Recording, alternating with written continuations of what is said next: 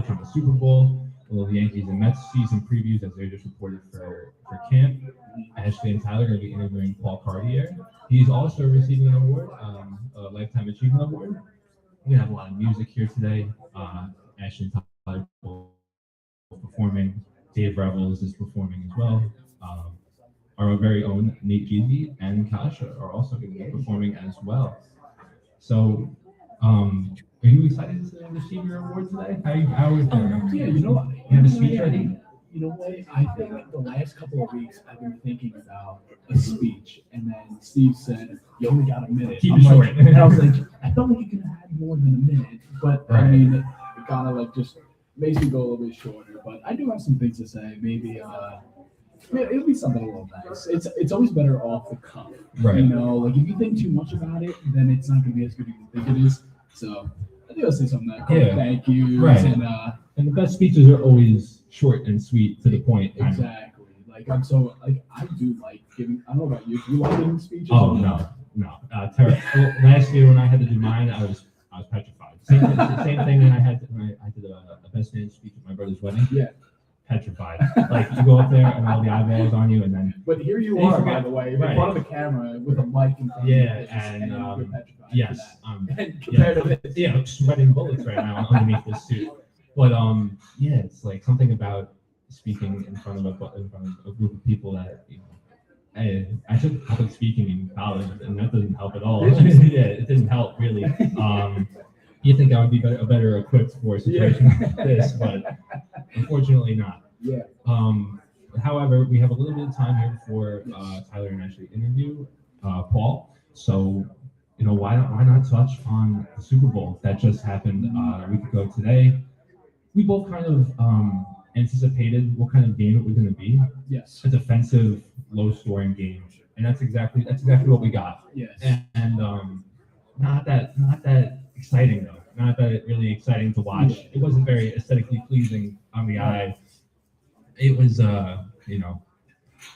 exactly what I said might happen happened, and Drake May, a little too young, a little green, a little. The moment might have been a little too big at that time for him, and Sam Darnold really stepped up to the plate though. Yeah, so I think for us, we spoke about this on the radio right before, and we knew that it was going to be a defensive game. Yeah.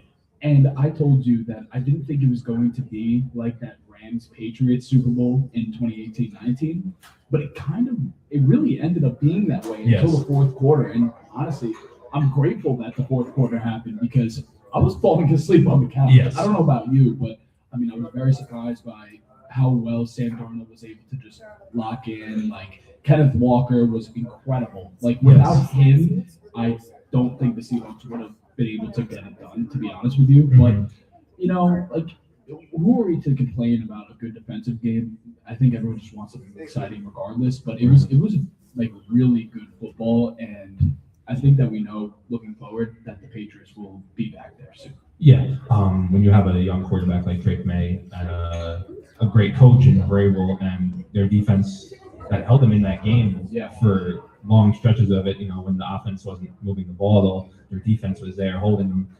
they will be back. Yes. And so will Seattle. They are built to go back to that spot too. They're built for it because everybody is still on contract next year. Right. So that's what makes it scary. And I think that they have a lot of cap space as well. They do, and that's what makes it so scary. And I think that we're kind of overlooking them in a way because I think that this season was very interesting in a way where there was a lot of teams that we didn't expect, and we were kind of sleeping on a lot of teams like the Bears, the Seahawks, and we were like, why are they so good? I don't understand to why they are very good.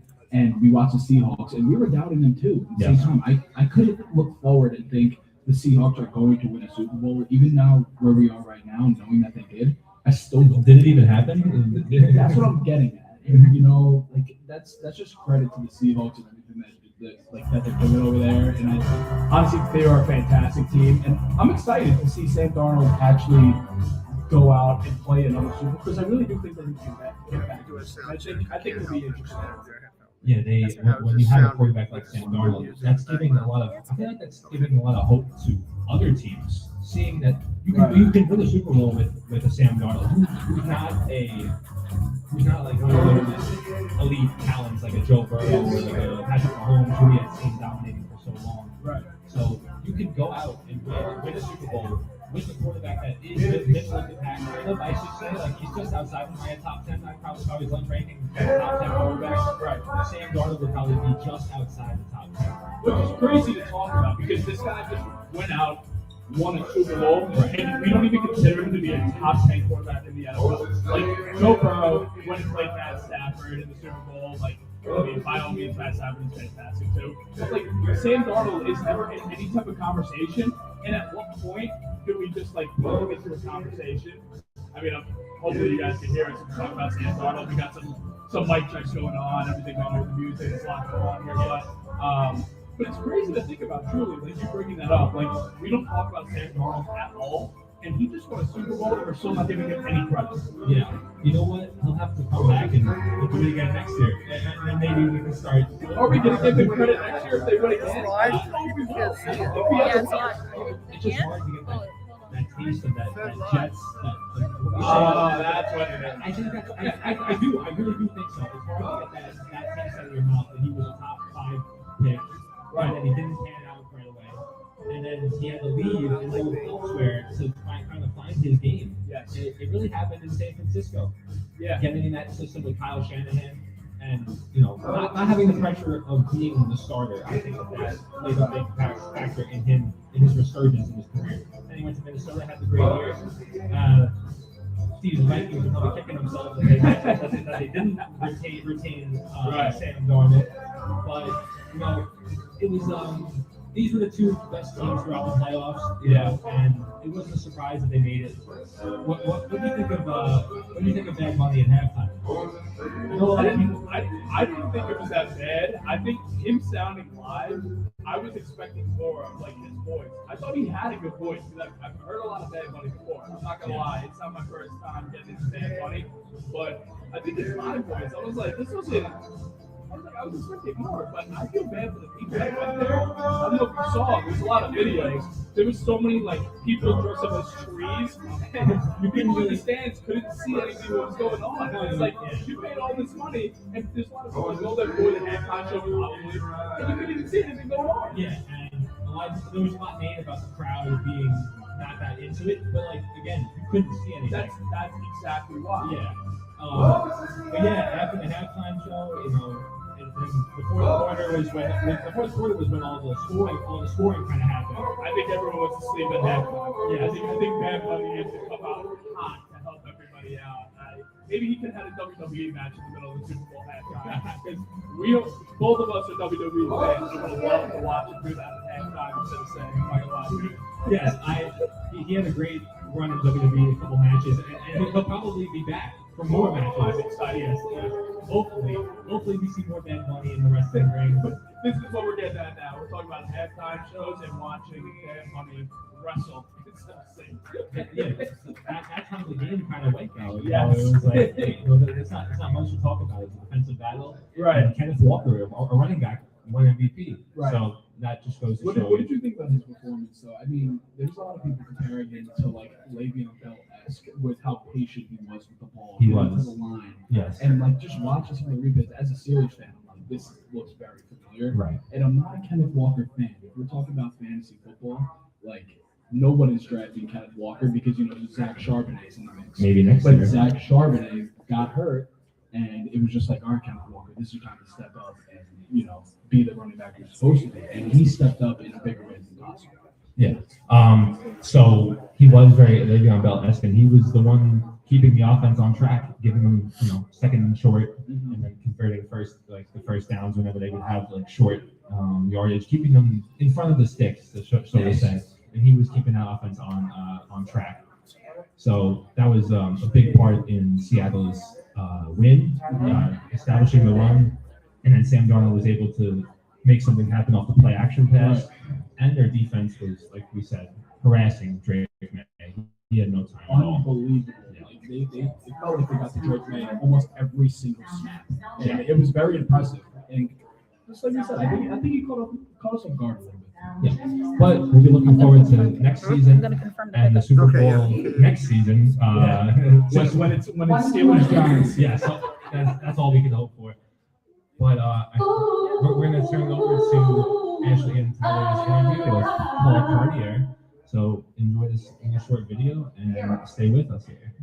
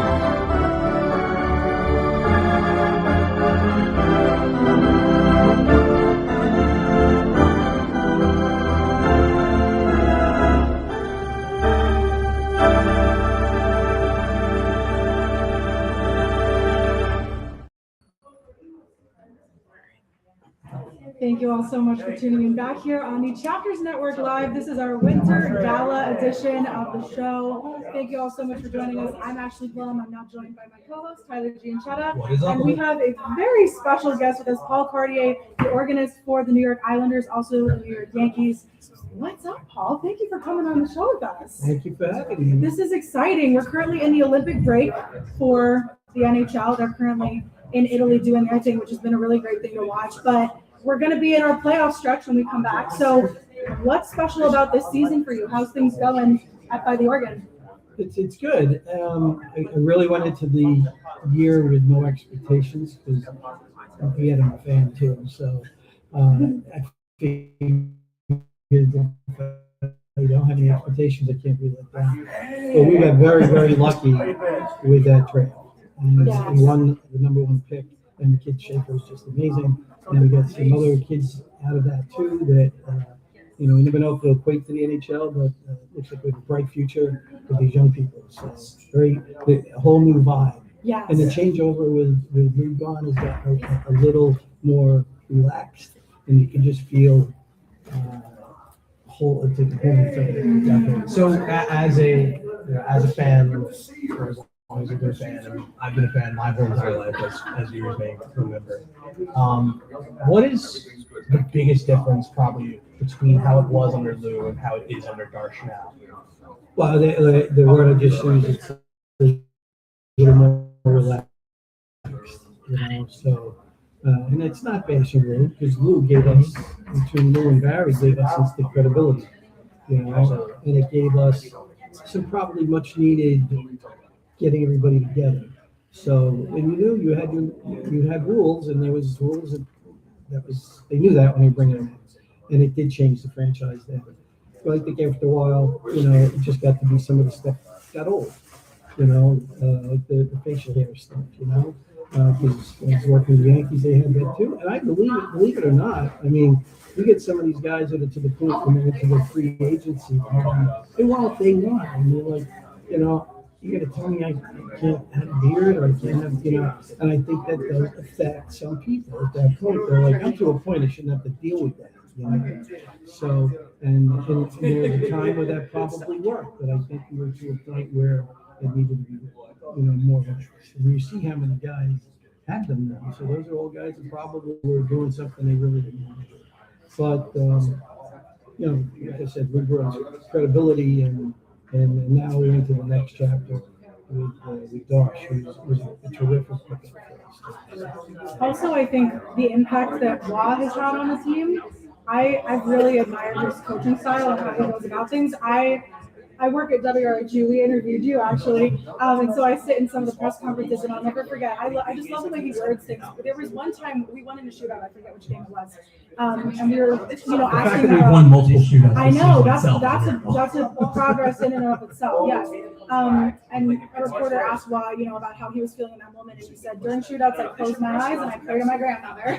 That's what he said in the press conference. So I do like some of the choices that he's making, choosing to switch up the lines, but still hold players accountable as well, and bench them when needed. I think that he's like that mix between being very creative and also efficient.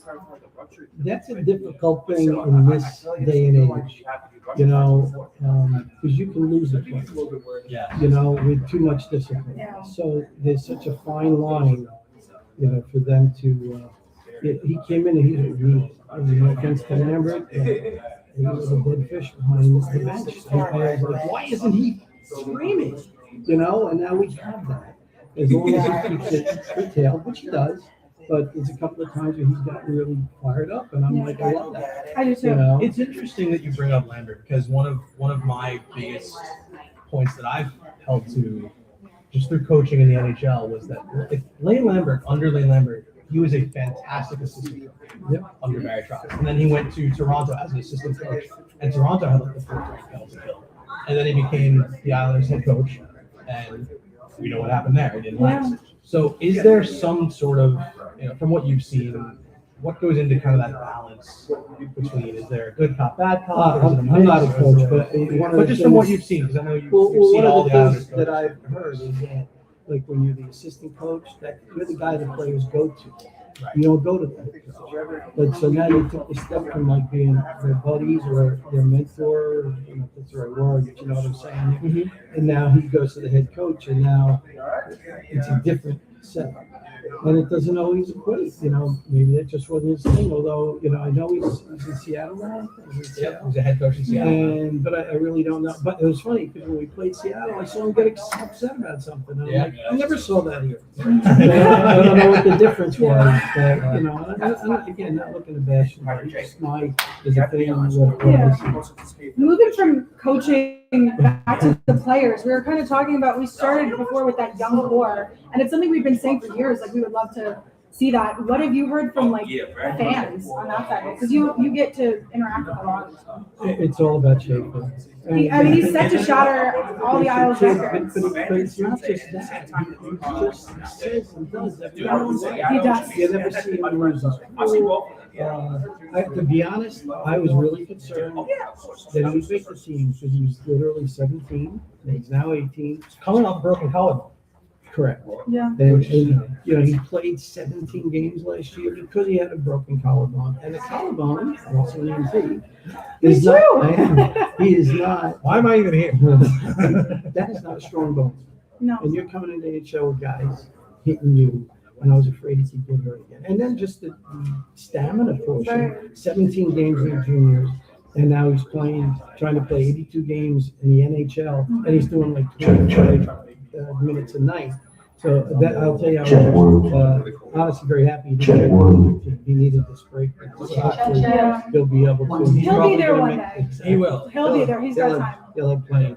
Sticking with Schaefer, because one of the things that I've noticed, and I know Ashley, you may be too young to remember this, but one of the things that you may be able to appreciate was there was a lot of talk at the beginning of the season about the Islanders needing a closer, and I was very against that. A, because there were already too many forwards fighting for spots, and B, the way the team as a whole has rallied around protecting their guy. Like you saw Matt Barzal almost take Mason Marchment's. He took a fine for that as well. He took a fine. He got a 5 in game, and that's what's your stance on the fact that they have really rallied around this? They have. I mean, the first time he got hit early on in the season, I forget who it was, one flying over there. We don't have too many tough guys. And there's a couple of times I've looked and I've said, seeing a defense, I won't get into one of the defensemen. Should it have been Barzal, who's the guy we need on the ice, when there was somebody else on that ice? Take care of the team. But it's hard to waste a roster spot on a guy who's just an enforcer. You don't really see people doing that. So does it remind you a bit? A hero. Obviously different circumstances. Does it remind you a bit of Want those to Stanley Cup take seasons? I remember my dad telling me about those Terry O'Reilly. Celebrating. Those were crazy. Like just the way they all rallied Singing together out like the brings and of rallied new to protect each day. other. Because to me, that's obviously I was around those, but to me, this Say is about chemistry. you Yes, they look like they actually care about each other. They stand up for each other. So that is something we should I mean, they're doing so much better than we expected. But yet, one of that 6 out of 7 throwing and then coming to so again, it goes back to the expectations, but enjoy it. Make you feel it. I don't know what you said about the players really looking out for each other. I've totally seen that in the locker room. Like they have it. And I think like with Schaefer in particular and the team as a whole, like it's just something that this team stands for. It's more than hockey. It's the love for the game. And I just want something that I learned from the organization. And Schaefer has like such a heart for it. How do you feel about like what makes this organization so special? I just feel like it's so unique. It's hard to judge of other organizations. Just being One able who to saved you, the one who saved me, the very one that saved the world today. It could be a stranger, one you saw that's free. Now today he saved your life. That stranger took you on halfway. That stranger who gave you opportunity. You are my hero. You are my hero. You are my hero. My hero. You are my hero. You are my hero. You are my hero. What are you feeling? There's a hero in everybody. Giving back or giving away. He's a good sign moving forward. They've So been you're good not teams. people who made a difference. Give a helping to someone in need. A stranger who took you on way. That stranger who gave opportunity. Hero, you are my hero. You are my hero. You are my hero. My hero. You are my hero. You are my hero. You are my hero. He's a hero. She's a hero. Together from the dead. He's a hero. She's a hero too. Together from the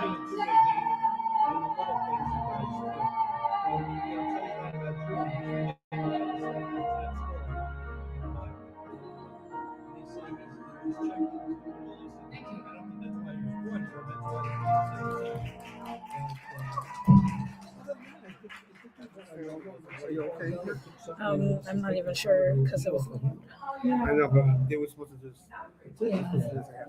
It's okay. Like, also, before we let you go, because we only have a few minutes left, I want to talk to you about, obviously we said you organize the Isles, so you have a very unique perspective of this whole game. Clearly you're a fan, like clearly you follow the game very closely, so you gotta to be able to do what you do.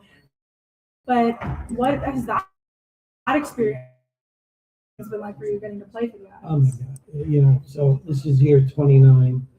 I was 12 when my brother took me to the first game they ever played. And he got season tickets that night. And he had them up until they moved to Glasgow. So I was there all the time. And I used to mimic what the organist did, and it all just kind of led through. Hofstra, which I went to Hofstra Yeah. in documentary classes and stuff. And it's actually, I messed with them, which I didn't need. And I get there early, it's a situation with a lot of entrepreneurs, and I do this stuff really early and sat there. Yeah. And one day he stood up in the back, he said, "Who's doing that?" And then I said, "I did." We talked, and I told him to play organ, and then he said, "Well, come on." So I went up the next game between periods, and he's like, "So you said you play organ?" I said, "Yeah." He goes, "Go ahead." I'm like, "There's people out there," and he was in no nonsense. He was like, "Can you play or not?"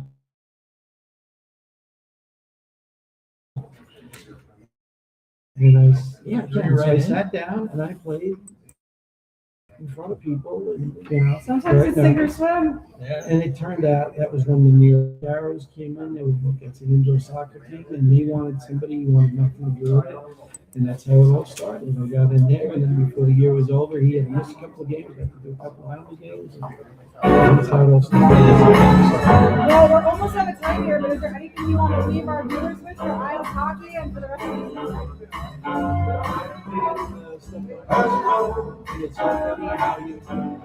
This is the long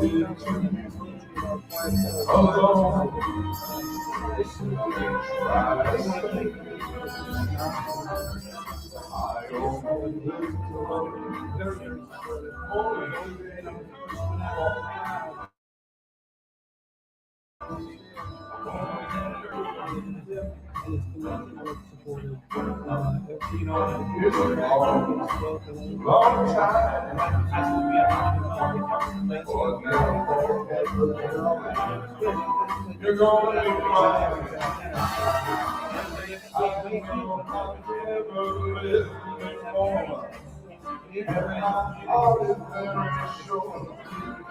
no one else will love you more. Oh, I love that big man.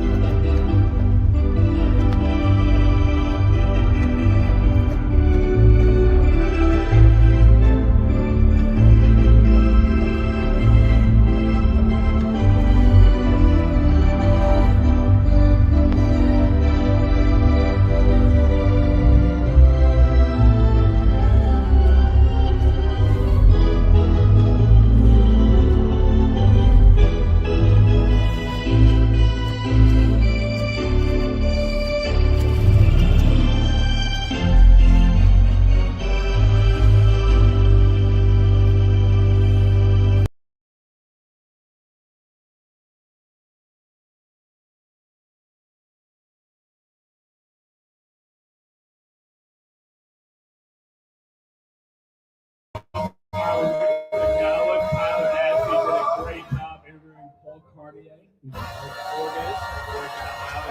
Great Islanders talk. The Islanders have been fantastic this year. I mean, we aren't the biggest hockey guys, but I think that we are Islander fans by association. Yes, I think call it. I'm a pretty big Islander fan. You know, I've been going to games since I was a child. Always getting those free tickets. And National Coliseum, yeah, because they weren't very good. And They weren't. So, you can go to games for cheap, and especially at National Coliseum, you could have sat anywhere. Yeah. and had a good view of the ice. And that building has so much memories in my childhood growing up as a fan. Yeah. Going to the barn, and that place was always so loud and ruckus. Yeah. And, UBS is amazing, and I love UBS. It's a really nice arena, but you never get that home feel like you did it at the Coliseum. Right. There's nothing like the old barn, but they've been doing very well. Surprising to a lot of people who would think that this might not have been a year that they would be contending for a playoff spot. But and a lot of it has to do with Matthew Schaefer, 18-year-old defenseman. He's been lighting it up, and he's got 18 goals as a defenseman as a rookie. He's almost got the franchise record for a rookie defenseman for goals, which is crazy. He's been he's been changing life for that team. Him and Ilya Sorokin, the goaltender, holding it down. And those are the kind of components that you need of a championship team. You need that rock solid netminder, and you need that blue line presence like Matthew Schaefer, who does not defensively, but offensively as well. He provides so much for that team on the power play at 5-on-5. He even kills penalties, and he's been doing an amazing job. And it's really interesting to see, and it'll be nice to see how he develops as he gets a little older. And it kind of feels disrespectful for him, like in a way, not being on Team Canada for the Yeah, Olympics. yeah, Like, yeah, they- but they you were gotta talking about earn that though. Honestly, I feel like in these last couple months, it seemed like they were really thinking about it. And I felt has like to go he should have to gotten a 57 spot. There minutes to definitely get had to on be a spot cable. open where they What could are we at bounce it now? for him. Right. But I think it would have brought a different type of energy. Yeah, but I I feel feel like a like young guy that's like 30, that's it? incredible at 30 what he minutes. does. Like, How come it just 30 brings minutes? a different type of energy and it just changes. That's all we're at? Yeah, I Yep. understand that. Honestly, thank God he didn't, because we're looking for the U.S. to beat Canada this year. I don't think it's gonna happen because we did not look good yesterday. Yeah. But I mean, Canada's just no good. Yeah, the United States and Canada, it's like an Cut it all-star short. team. Both teams have just like are full of NHL players. Yeah. And where other countries really like 17 have a minutes, couple NHL 16 players minutes, sprinkled in here and 16 there. Yeah. You can't try to compete with a full NHL roster. But yeah, it's just like the Four Nations tournament. It's going to be Canada, it's going to be the United States, competing in the finals for that gold medal. And I wish Matthew Schaefer was with Canada. Yeah. But like I said, I think the veterans earn that. Like a Drew Downing, like those guys who have been in the NHL and been there for a while. I feel like they kind of get first dibs on those spots. And it would have taken a lot of injuries for Schaefer to make the roster. But yeah, during the Olympic break now, they have a good opportunity to rest and gear up for the push to the playoffs. Maybe the Islanders are making a little trade. They've already made two, trying to bolster the lineup a little bit as they move forward into the playoffs. But so we have Paul Cartier on. He's your organist for the Islanders, but he's also an organist for the New York Yankees. Yes. So, and pitchers and catchers have just supported for the Yankees and the Mets. And we are Yankee fans. We have not shied away from that. So, I think Pinkerman's our World Series champion last year. Yes. We're really big, obviously, going to pick the Yankees. Right. Moving pieces, I mean, not actually moving pieces if you wanted to. It could be like the most stagnant amount of pieces because nothing has changed. Other than Luke Weaver and Devin Williams going to the Mets. Other than that, that was it. That's kind of why I want to start with the Mets. Because they have so much more moving pieces. And their team is so much more dynamic. Team coming into this year is a lot more interesting to follow because of all the moving pieces. And they kind of broke the core of the team. They broke the core. Neil Lonzo is gone. And the guy's gone. Jeff McNeil gone. Nemo gone. That's the most surprising. I think we knew that Jeff McNeil was going to be gone, especially when Marcus Sidney came in. I think that we knew that he was going to be gone, and the whole dynamic with him and the board not really being, friendly, I guess. That's what we were hearing at least. But Sidney coming in, hopefully he can at least bat 250 for them, and that's like a blessing. But defensively, I think him and the board are going to be fantastic. We'll see what happens when it comes to first base and third. I think they're going to have Grange come in and left field and double play there as well. But I think Nemo was the big surprise because he was a not only a fan favorite, but he seemed like a little bit of a heart and soul in a way. And I really, it stinks to kind of gas up the Mets. It kind of hurts. I'm not a Mets hater. I have the Astros and the Red Sox that hate on more. But I think everyone knows when it comes to sports, especially with baseball, everything is good in the sport when the New York teams are. And that's what I'm looking forward to. I think that the NL East is going to be fantastic this year. And I think as with the Braves, hopefully, Acuna staying healthy and all these guys, I think it's going to be great. I think they can compete. And we'll see what Soto does. I think they were talking about putting him into left I field think as he is well. going to move over to left field. Which, as a Mets fan, I don't think you're excited.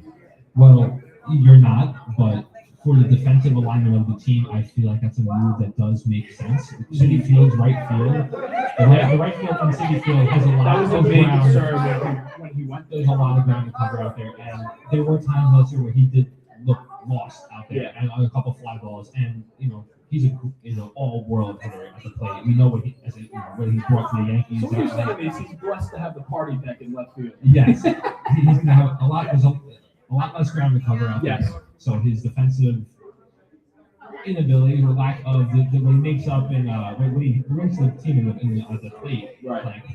Definitely outweighs that. So if they're going to move him over to left field, he'll enjoy a lot less ground to cover over there.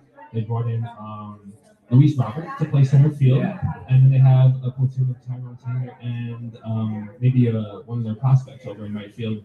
Yeah. But the infield is where things get really dicey. That is the problem, and I think Pete Alonso had a lot of good things going on, especially on the defensive end. 2 years ago, he was a preliminary defensive player. He was a Gold Glover, and then in the last 2 years, he really had a bigger downfall defensively. And he was a very underrated defensive first baseman. But then as he got a little bit older, it just kind of fell off a little bit. And hopefully he does well with the Orioles. Hopefully he doesn't, because he's going to have to play the Yankees A lot. times, and not really too happy about that. No, not at all. I think he's going to thrive. It just that's the one thing that I think that gets me annoyed with the Mets, because Pete Alonso should have been a lifer, and the fact that they let him go, They and disrespect he him. actually did Yes. walk. I think that hurts, especially as a Mets fan. I think with Nimmo being gone, that one hurt, but I think Pete's a little bit more. And what kind of message does that send to your other prospects? Right. Pete Alonso, this guy was a lifetime Met, all-time Met home run leader, and the guy can't even get an offer. Nothing. He's going to go. He can't even get a little bit. And we're talking about that Cohen money, right? Right. Where everyone's worried about the Cohen money and how they're going to outbuy the Yankees and everything with Soto. That was the start. And now here we are with Pete Alonso. He's on the market, and I just don't think they felt comfortable with him being just a DH. And they wanted someone to play first base and actually be good with the bat as well. Yes. I think that's what kind of turned him off a little bit. But like we keep saying, with Lifer, it's just like it doesn't feel correct. And I felt like they did him so dirty. They did. We'll see how long he lasts with the Warriors, because I bet you there will be a relationship at the end of this year. Yes. So that's a lot of with him gone in that lineup. That's a 40 home runs and over 100 RBIs that are unaccounted for now.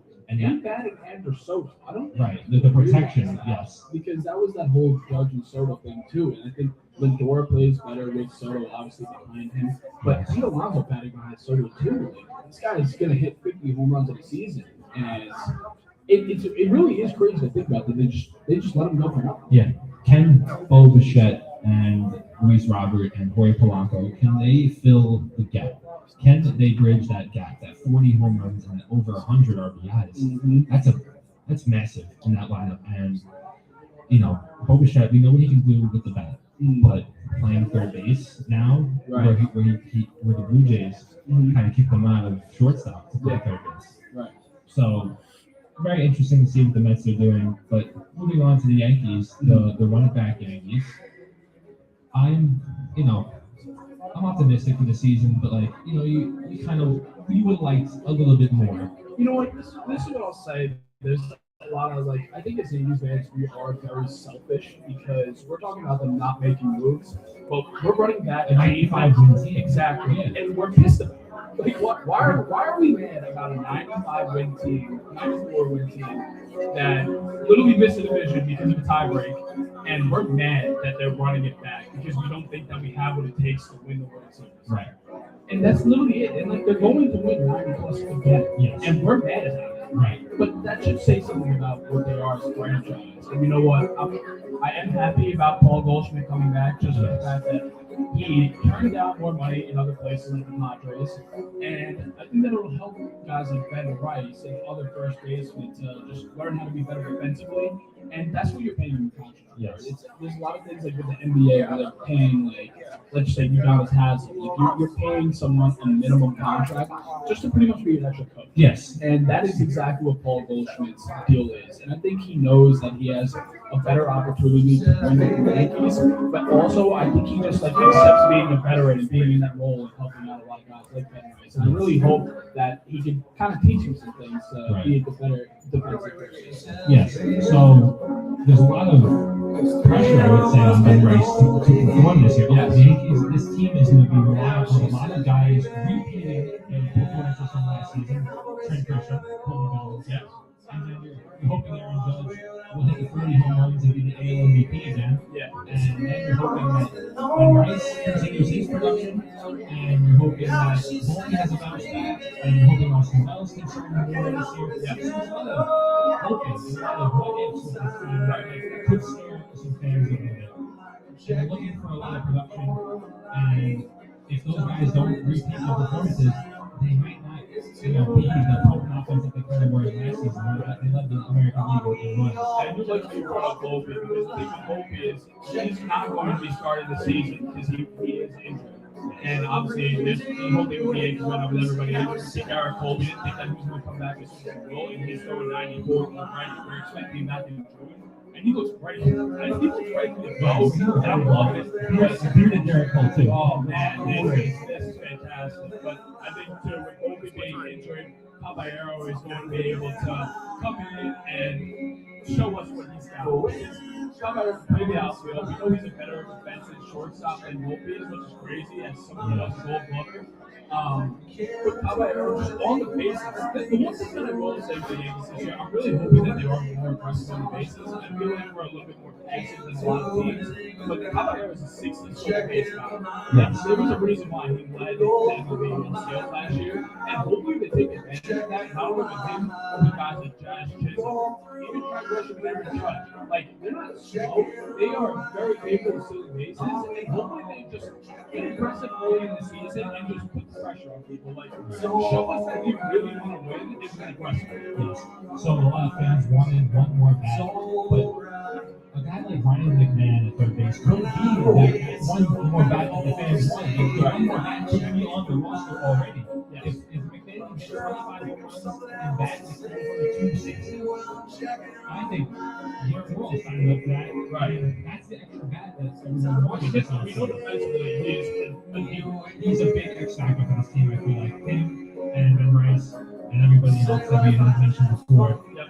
So the pitching staff will be the main thing that will lead this team. And hopefully, maybe we can finally catch that elusive World Series championship that we've all been hoping for. Yes. But we're going to wrap up this edition of Press Box Sports Live from the O'Connell Gardens. We're going to have a low afternoon here, so we're going to go enjoy the food, enjoy the drinks.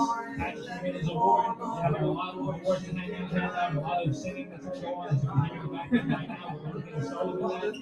But we'll catch you guys next Saturday, 6 to 7 p.m. back in WGB in the radio station. Thank you so much.